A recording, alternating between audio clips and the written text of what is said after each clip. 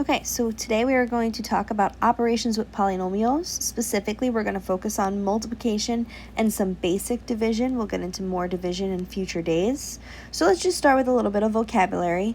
What exactly is a monomial versus a polynomial? So a monomial is a constant of variable or product of variables. So it could be something as basic as just x. It could be something like x to the third. It could even be a product of variables like xy to the fifth. And it could also even include numbers in the front of that, like coefficients. A polynomial, on the other hand, is a sum or difference of two monomials. So for example, if I took those first two monomials and I added them together, x plus x cubed, that now becomes a polynomial because I'm combining multiple monomials together.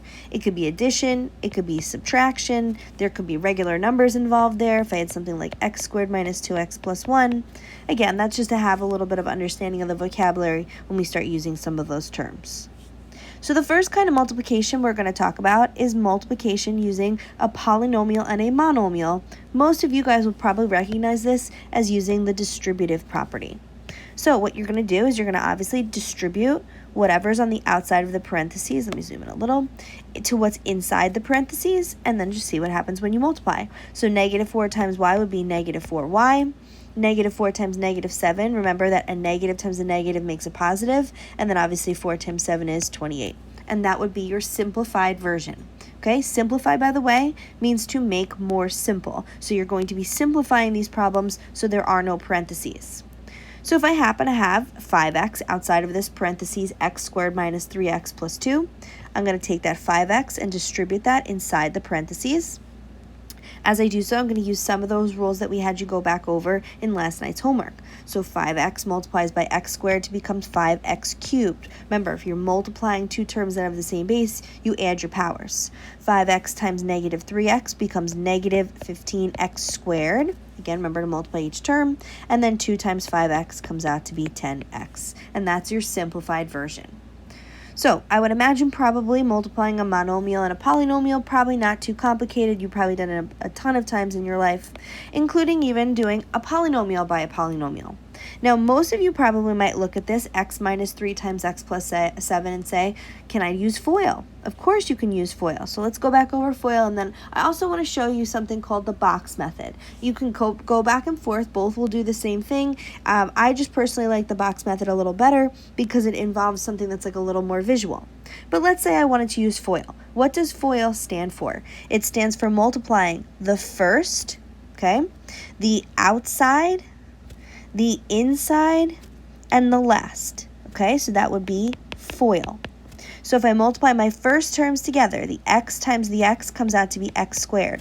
If I multiply my outside terms together, x times 7 becomes 7x. Watch your signs. My inside terms is negative 3 times x, so negative 3x. And negative 3 times 7 comes out to be negative 21. You can combine your middle terms, so you end up with x squared plus 4x minus 21. Okay, essentially what you're doing, by the way, is you're doing the distributive property. You are taking that x minus 3, that's your outside thing, outside the parentheses, and you're distributing that to everything that's inside the parentheses. It's just a little more complicated because it's not just a monomial on the outside. Okay, so absolutely, FOIL can work no problem, but again, I want to introduce you to something called the box method if you've never seen it before, because it's a little more visual and it will help with other examples like you can see in the example below. So with the box method, the idea is this. Imagine that you are finding the area of a box. So let's say that this box has a side of 5 and this side is 10. And if I asked you to find the area of that box, you'd say, okay, that's pretty easy. I can do 5 times 10 and my area is 50. Okay, we're going to do the same thing, but imagine it in a slightly different way. What if I said, okay, maybe it's a little too hard for me to do 5 times 10. Okay, maybe what I want to do is keep the 5 on this side, take the 10 that's on the top, and instead of it being 10 all the way across, break that up so that it's 5 and 5. Then you'd say, okay, I could do 5 times 5 would come out to be 25. This is still 5 multiplied by 5. That's the dimensions of that second box, 25. And as I add them together, they add up to be 50, just like I had before. That's essentially what you're doing when you're doing the box method of multiplication with polynomials. So let me get rid of this for just a second. What you're doing is you're saying, okay, imagine that I have a box that I want the area of. One side of the box is x minus 3. The other side of the box is x plus 7. You'll notice that I'm keeping the sign with the 7, but putting it a little underneath the x. And instead of saying, okay, I can't just directly multiply x minus 3 and x plus 7, maybe I'm going to break this up into smaller boxes. So you're going to notice you're going to separate the top box between x and negative 3, so view them as kind of separate. You're going to put a line across the middle of the box between the x and the positive 7. Again, I would keep the sign with the number that's next to it. And now multiply each individual little box, and you're going to see they're a lot easier. And then when you eventually add up your like terms, you're going to get the same answer as you got with FOIL. So if I multiply x times x, that comes out to be x squared. X times negative 3 comes out to be negative 3x. X times 7 comes out to be 7x. If you want to put the positive there, you can. And then 7 times negative 3 comes out to be negative 21. One of the nice things about doing the box method is that things that are like terms are usually aligned along the diagonals. So let me just change to first just a second. So if I look along each of these diagonals, okay, so this is what I mean by a diagonal, you can see that I have only one x squared, so I'm not going to add anything with that. I have positive 7x that's going to combine with the negative 3x to become positive 4x, just like I had in the FOIL. And then I have nothing to combine with negative 21. And like I said, you're going to get the same answer as you do during FOIL. It's just a slightly different method. Now again, if you're multiplying two monomials, If you're multiplying two binomials, things like x minus 3 and x plus 7, absolutely feel free to use FOIL. Unfortunately, FOIL will not work in an example like number 2. This 2a plus 1 times a squared minus 2a minus 2. Okay, because of the fact that you have more than two terms in that second expression. So you have two options. You could do distributive property, where you take 2a plus 1 and distribute to each of these terms. If you want to do that, that's absolutely fine. I find that sometimes people make some mistakes with that. So once again, I'm going to go back to the box method. I'm going to think of this like the length of a box and this like the width of a box. This time it's going to be more of like a rectangle than a box. It really doesn't matter if you put 2a plus 1 on the top or on the side. I tend to put the binomial on the side. And then again, I draw a line to split up the 2a and the plus 1. Along the top, I'm going to put the a squared minus 2a minus 2. Okay, and then I'll divide that in between each term of that trinomial. That's what that one is called. And then I once again go back to the idea of finding the area of each individual little box and then add them together to get my final answer.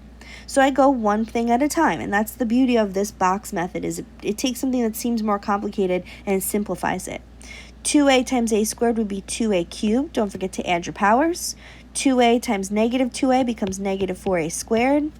2a times negative 2 is negative 4a.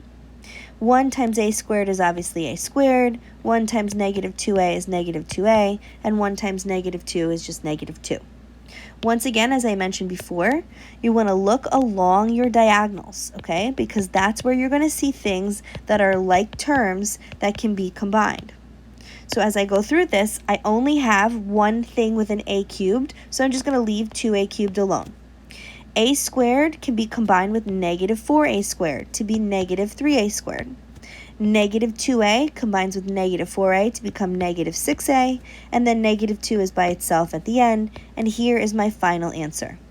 I do want to point out once again, we are asking you in these problems to simplify, meaning make more simple, no parentheses. I've had people in the past who now go trying to factor this and things like that. No one's asking you to factor yet. That will come in a few days. All you're doing is combining like terms, and you're leaving your final answer in a simplified form. Now, if you want to give yourself a challenge, you can go ahead and try this third example. Again, it's still, I would suggest box method. You could do a 3x3 box. The answer is on the answer keys we posted on Google Drive, but it's a little more of a challenge question. So I'm going to go on to some more basic examples. So if you take a look at question number 1, it says find the area of each figure in terms of x. And this is already set up for you to basically do box method. You have one thing that's the width and one thing that's the length, or whatever way you want to think of it. And now you're going to go forward and you're going to multiply. So I'm going to set up this box. I'm going to put the 4x and the negative 3 down the left-hand side, splitting between the 4x and the negative 3. I put the 3x squared minus 5x plus 2 on the top, and once again, you split between each of the terms of that trinomial, and now you've basically simplified this so you can just go one little box at a time. So 4 times 3 is 12, x cubed. Negative 5 times 4 is negative 20x squared. 2 times 4x is 8x. Negative 3 times 3x squared is negative 9x squared. Negative 3, negative 5, be careful, comes out to be positive 15x. And finally, negative 3 times 2 is negative 6. Once again, look along those diagonals to combine like terms. So you're going to see there's no other x cubed, so I'd leave 12x cubed alone. Negative 9x squared combines with negative 20x squared to be negative 29x squared. 15x plus 8x comes out to be 23x. And then obviously negative 6 is left over at the end. And again, all you need to do is box it off, and there is your final simplified answer.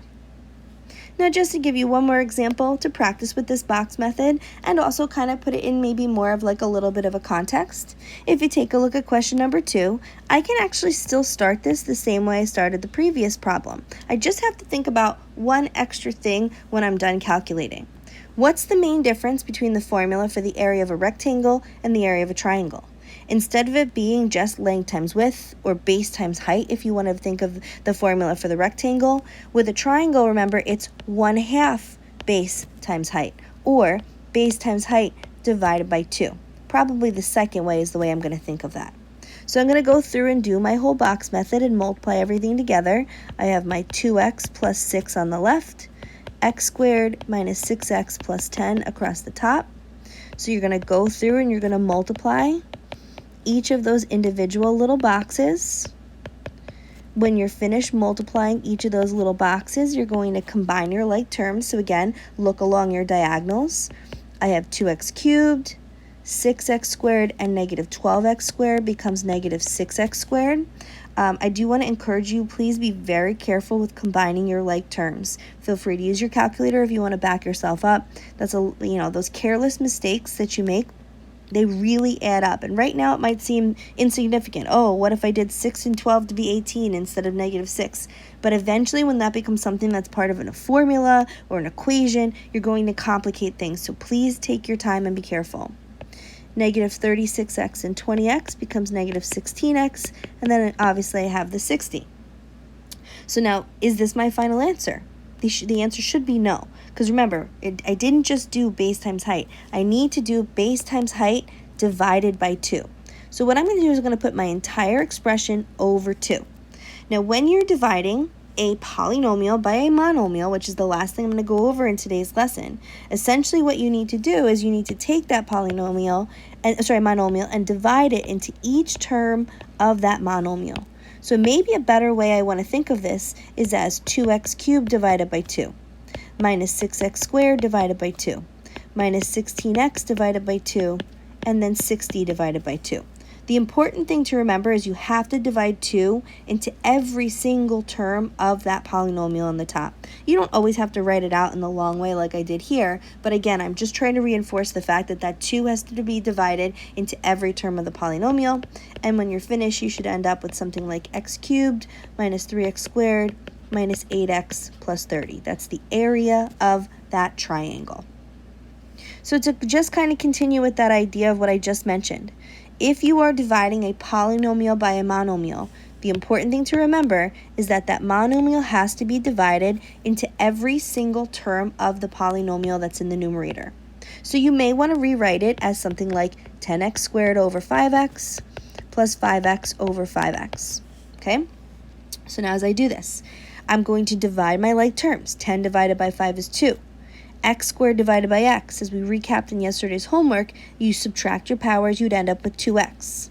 Now the question with the last part, and this is one that sometimes people make mistakes on, obviously 5x and 5x are going to cancel out, right? So is 2x plus 0 the right idea? The answer should be no, and I want to go back for a second to what happens when I have 5x over 5x. All right, let's cancel the x's out. Just think about 5 over 5 for a second. 5 over 5 is not equivalent to 0. 5 over 5 is equivalent to 1. So when you have things that totally cancel out, like that 5x over 5x, don't forget to make sure it simplifies to be 1 and not to 0. If you look at the second example here, you're still dividing a polynomial by a monomial, What you probably want to do is to take this 2x and put it underneath each of these terms, okay, and then you don't have to worry about it being on the side, and then go through and do what I just did in the previous problem. 4 divided by 2 is 2. Subtract your powers when you're dividing. Obviously, the x's will cancel. This time, 6 divided by 2 comes out to be 3, and there would be your simplified version.